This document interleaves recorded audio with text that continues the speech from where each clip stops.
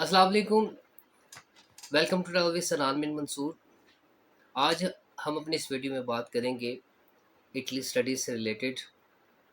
और स्पेसिफिकली आज का हमारा मौजू ये है कि नवंबर से ऑनवर्ड इटली में कौन कौन सी यूनिवर्सिटीज़ एडमिशन ऑफ़र करने जा रही हैं और आपको अप्लाई कैसे करना है, कौन कौन से डॉक्यूमेंट्स रिक्वायर्ड हैं और अटेस्टेशन कैसे करवानी है, आपने अपॉइंटमेंट कैसे हासिल करनी है।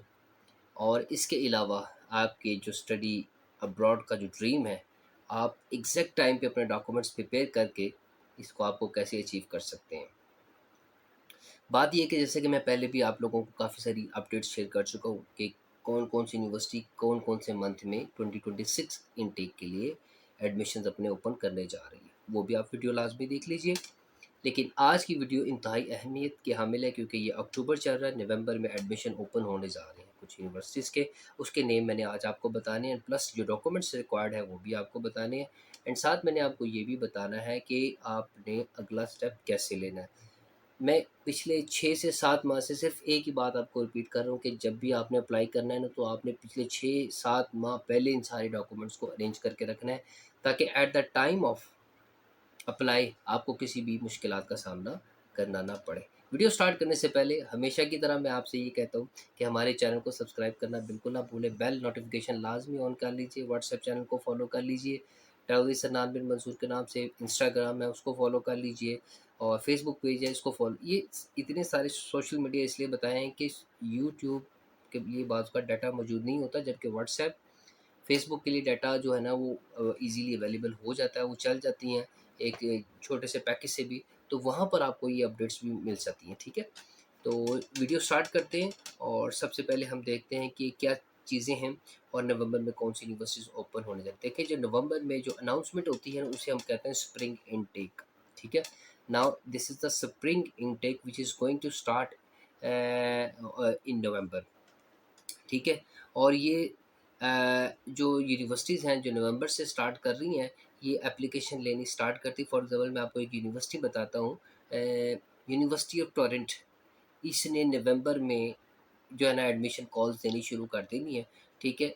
और इसके अलावा यूनिवर्सिटी ऑफ जिनेवा, ठीक है? बैचलर और सिंगल साइकिल प्रोग्राम के लिए जो आखिरी तारीख इसकी रखी गई है वो 28 नवंबर रखी गई है, यानी कि अभी स्टार्ट होना है, ठीक है? तो अब ज़रा इसकी डिटेल भी देख लेते हैं। अच्छा जी। जैसे कि मैंने बताया कि स्प्रिंग इनटेक है और इसकी जो एप्लीकेशन है नवंबर के एंड तक और दिसंबर तक इसकी एप्लीकेशंस जाती हैं। तो कुछ यूनिवर्सिटीज़ हैं जो नवंबर में जिनकी इनटेक स्टार्ट होने वाली है, आपको अपने डॉक्यूमेंट्स रेडी रखने हैं और आपने अप्लाई करना है। अच्छा, यूनिवर्सिटी सबसे पहले यूनिवर्सिटी ऑफ जिनेवा है, और फिर यूनिवर्सिटी ऑफ टोरंट है, यूनिवर्सिटी ऑफ फ्लोरेंस है, यूनिवर्सिटी ऑफ कैमरिनो है, और फिर इसके अलावा नेपल्स फेडरिको यूनिवर्सिटी। ये वो यूनिवर्सिटीज़ हैं, 5 या 6 यूनिवर्सिटीज़ हैं जिनके एडमिशन नवंबर में स्टार्ट हो रहे हैं, ठीक है? तो आपने अपने प्रोग्राम के मुताबिक इसमें अप्लाई करना शुरू करना है। अच्छा जी, नाउ लेट्स टॉक अबाउट कि आपको डॉक्यूमेंट्स कौन-कौन से रिक्वायर्ड हैं। अच्छा जी, डॉक्यूमेंट्स में आपके जो एक तो डेफ़िनेटली आपके एजुकेशनल सर्टिफ़िकेट्स हैं जिसमें हाई स्कूल डिप्लोमा है, और फिर उसके बाद सीएमए है, यानी डिक्लेरेशन ऑफ वैल्यू है, ये आपको अच्छी तरीके से पता होगा अगर आप इटली के लिए अप्लाई कर रहे हैं। एडमिशन लेटर है, जो आप यूनिवर्सिटी में अप्लाई करेंगे, डेफ़िनेटली ये बात की चीज़ है। और आपकी बैंक स्टेटमेंट है, अकोमोडेशन प्रूफ है, डेफ़िनेटली ये भी बात की चीज़ है, ये आप वीज़े के लिए इस्तेमाल करेंगे। और हेल्थ इंश्योरेंस ये भी वीज़ा के लिए यूज़ होगी। And then educational proof and references, जिसे आप स्टेटमेंट ऑफ पर्पस भी कहते हैं, सीवी भी कहते हैं, ठीक है? ये आपके पास होनी चाहिए। अच्छा जी, अब इसके साथ-साथ मैं आपको बताता चलूँ जो इंतहाई अहम बात है, जो मैं पिछले 2-3 दिनों से आपको बता रहा हूँ, वो ये मैं आपको बता रहा हूँ कि यूनिवर्सिटीज़ ने जो टेस्ट है टीओएलसी टेस्ट की जगह सेंस एस टेस्ट जो है ना वो लेना शुरू किया हुआ है। लेकिन इसमें से कोई ऐसी यूनिवर्सिटी नहीं है जो जो अभी टीओएलसी को रिप्लेस कर रही है, ठीक है? लेकिन फिर भी आपने एहतियाती तौर पर ये चेक कर लेना है यूनिवर्सिटी की ऑफ़िशियल वेबसाइट के ऊपर कि उनकी एडमिशन रिक्वायरमेंट क्या है। इससे आपको फ़ायदा ये होगा कि एक तो आपको ये पता चल जाएगा कि एंट्रेंस जो टेस्ट है वो कौन सा ले रही हैं, TOLC ले रही हैं या फिर सेंट्स ले रही हैं, इसका आपको पता चल जाएगा। एंड प्लस जो अपडेटेड लिस्ट होगी वो भी आपको पता चल जाएगी, क्योंकि मैं आपको भी पिछली वीडियो में मैंने आपको बताया कि आप क्रॉस चेक लाजमी किया करें। उसकी वजह ये है कि अपडेट्स होता रहता है, चेकलिस्ट में अपडेट्स होता रहता है। वीज़ा प्रोसेस को मज़ीद क्लियर करने के लिए, उसको मज़ीद स्मूथ करने के लिए ये प्रोसेस होता रहता है, तो आपने इस चीज़ का बहुत ज़्यादा ख्याल रखना है। Now let's talk about the attestation and apostille legalization. अच्छा जी, आपको पता है कि आपको अपने कौन कौन से डॉक्यूमेंट्स अटेस्ट करवाने हैं, इस चीज़ का आपको अच्छी तरीके से पता होना चाहिए।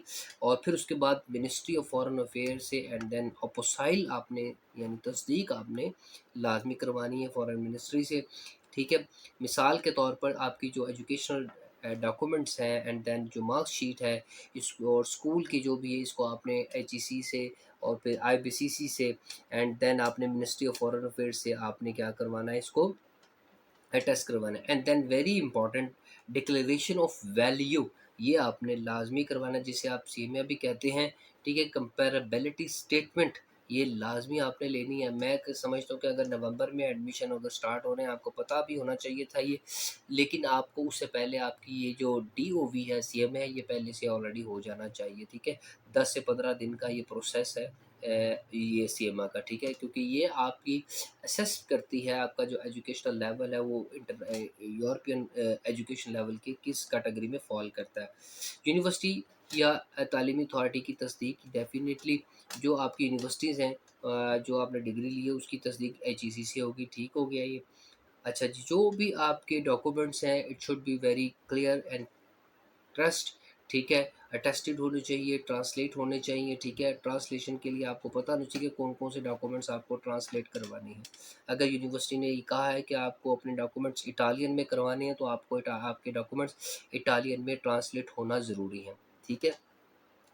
अच्छा जी, फिर उसके बाद आ जाता है आपका जब आपका एक्सेप्टेंस लेटर मिल जाता है यानी एडमिशन लेटर मिल जाता है, देन आपको क्या करना है, आपको पता होना चाहिए कि आपने वीज़ा प्रोसेस जो है ना वो करना है, फाइल करना है। उसके अंदर आपका एक तो एप्लीकेशन फॉर्म होना चाहिए, पासपोर्ट होना चाहिए, एक्सेप्टेंस लेटर होना चाहिए, फाइनेंशियल प्रूफ यानी बैंक स्टेटमेंट होनी चाहिए, and accommodation and health insurance, and उसके अलावा जो अपोसाइल जो डॉक्यूमेंट्स हैं वो आपके साथ अटैच करने हैं, ठीक है। मैं आपको 12 बता चुका हूँ कि जो अपोसाइल के लिए बैंक स्टेटमेंट है वो भी जो है ना उन्होंने लाजमी करार दे दिए, ताकि मज़ीद ट्रांसपेरेंट बनाया जाए इस सारे सिस्टम को।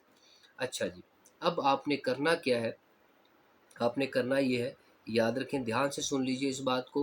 एक इसके 2 हिस्से कर लीजिए। नंबर 1 में आप कर लीजिए कि सबसे पहले आपने यूनिवर्सिटी चूज़ करनी है, फिर उसके बाद ये आपने देखना है कि आप जो फाइनेंशियली कौन-सी यूनिवर्सिटीज़ को जो है ना वो बियर कर सकते हैं फाइनेंशियली।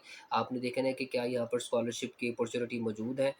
देन आपने देखना है कि इसकी डेडलाइन क्या है। इस सारे शेड्यूल को सीक्वेंस में आप लिख लीजिए और फिर अप्लाई करना शुरू कीजिए।